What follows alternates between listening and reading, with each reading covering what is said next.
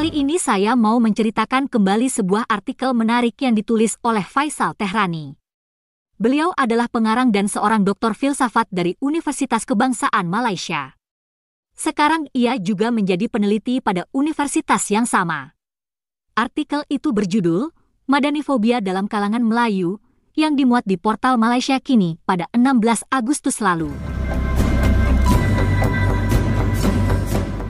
Faisal membuka tulisannya dengan sebuah pertanyaan yang sering diterimanya, yakni kenapa kaum Melayu di Malaysia senantiasa merasakan bahwa agama Islam terancam. Padahal perangai sebagian mereka sendiri seperti musuh Allah, yakni iblis. Mengapa pula sebagian kaum Melayu mengidap madanifobia? Madanifobia yang dimaksud Faisal adalah takut dengan Islam yang rahmah, berperadaban, berpemikiran, berkeadilan sosial dan sanggup hidup bahagia bersama masyarakat bukan Melayu dan Islam, seraya mencapai kesentosaan bersama-sama. Faisal kemudian mempertegas lagi topik utama artikelnya, yakni mengapa 1 dari 4 orang Melayu fobia dengan madani, atau takut dengan Islam yang rahmah. Faisal kemudian berusaha menjelaskan fenomena itu, dengan mengajak pembaca melacak ke masa lampau. Ia mengambil contoh sejarah kaum Melayu di Kelantan dan Terengganu. Kita tahu, 2 wilayah ini termasuk basis partai Islam yang kuat di Malaysia.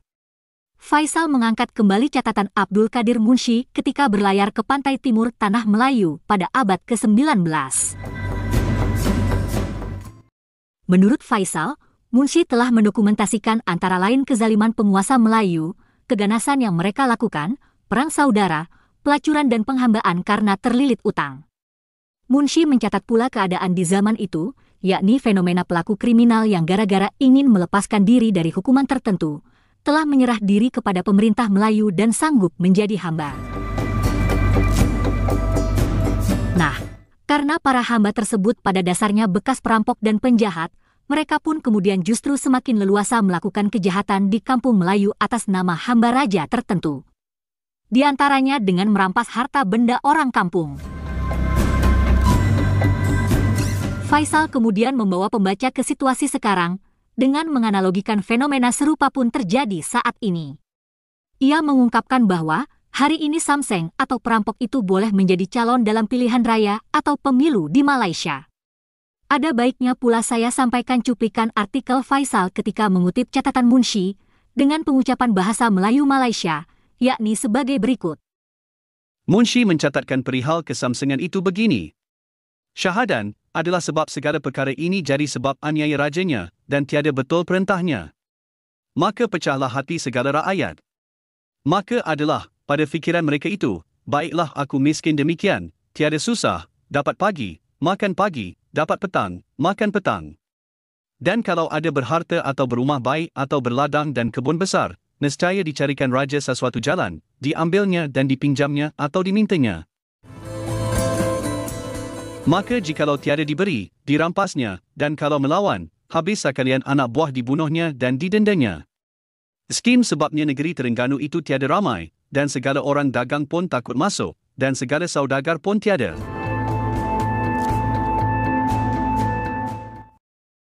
Faisal kemudian kembali lagi pada situasi kaum Melayu Malaysia saat ini. Menurut dia, sekarang kaum Melayu merasa terancam oleh kaum Cina. Tapi dengan penyamun yang merompak mereka, Melayu oke-oke saja. Yang lebih mencengangkan, menurut Faisal, kaum Melayu membiarkan penindasan seperti yang pernah digambarkan oleh Munshi tadi, bebas terjadi saat ini. Faisal pun menggambarkan bentuk perampokan yang berbeda pada saat ini, yang tidak dilawan oleh kaum Melayu. Misalnya korupsi dan pencabulan hak asasi manusia. Penulis kemudian berusaha menjelaskan, kenapa kaum Melayu tidak memiliki sikap melawan. Menurut dia, karena Melayu tidak ada semangat untuk berubah ke arah kebaikan. Artinya, jika negeri buruk dan kotor, mereka akan setia dengan keburukan dan kekotoran negeri itu. Jika negeri itu tidak maju, kaum Melayu oke saja dengan kemunduran itu. Harta benda dirampok sekalipun, orang Melayu oke. Maka sekadar tiadanya air mandi bukanlah suatu yang terlalu buruk. Menurut Faisal, yang penting Cina mengancam, Islam mesti dibela. Melayu lupa bahwa tiada mereka pun Islam tetap unggul dan terbelah. Karena Islam bukan Melayu punya.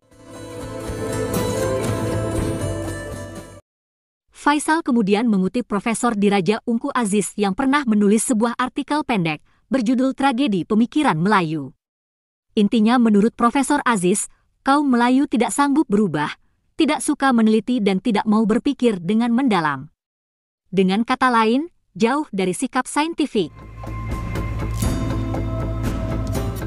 Karena tidak adanya sikap saintifik, kaum Melayu tampaknya sudah puas dengan ketaatan mereka pada agama dan penguasa, yakni pemerintah atau raja. Faisal kemudian mengutip ungkapan Profesor Aziz begini. Orang Melayu tidak suka sains, dia suka agama, jadi ajarlah tentang agama. Dia suka dengan raja dia, ajar Melayu buat bakul.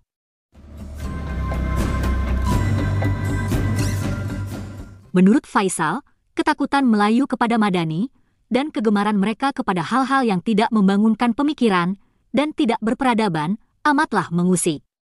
Faisal pun menyatakan bahwa mereka, yaitu kaum Melayu, adalah bangsa paling penakut. Mereka takut pada Cina. Mereka takut pada Kristen. Mereka takut pada macam-macam. Mereka takut pada momok-momok yang tidak ketahuan apa. Faisal melanjutkan, kalau ada ustaz datang ke surau dan menghamburkan ketakutan, mereka pun semakin takut. Tapi apa yang ditakuti tidak jelas. Menurut Faisal, kaum Melayu seharusnya tak perlu takut. Mereka semestinya berani pula melawan tokoh Melayu penindas. Dia lalu menggambarkan bahwa perhambaan, perampokan justru berlaku di negeri-negeri pantai timur itu. Dan Islam subur di negeri tersebut. Pengajian agama dan pondok dibuka bagai cendawan tumbuh.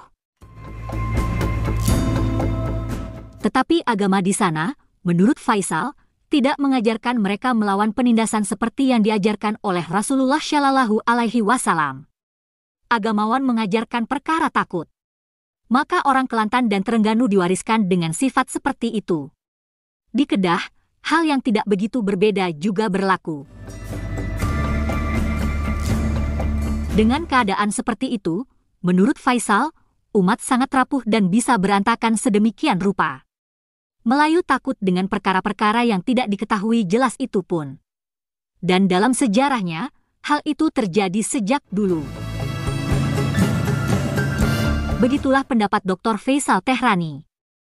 Kali ini saya tidak mau berkomentar banyak terlebih dulu. Yang jelas, artikel tersebut amat bagus. Sebagian kaum Melayu Malaysia memang tampak terkungkung.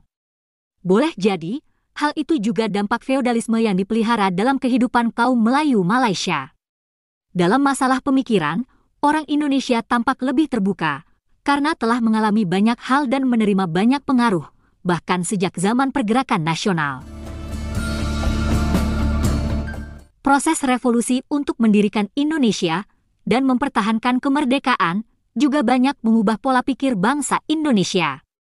Jangankan pola pikir lama dan feodal, harta benda dan jiwa raga pun dikorbankan demi Indonesia. Terima kasih telah menonton sajian kami. Sampai jumpa lagi.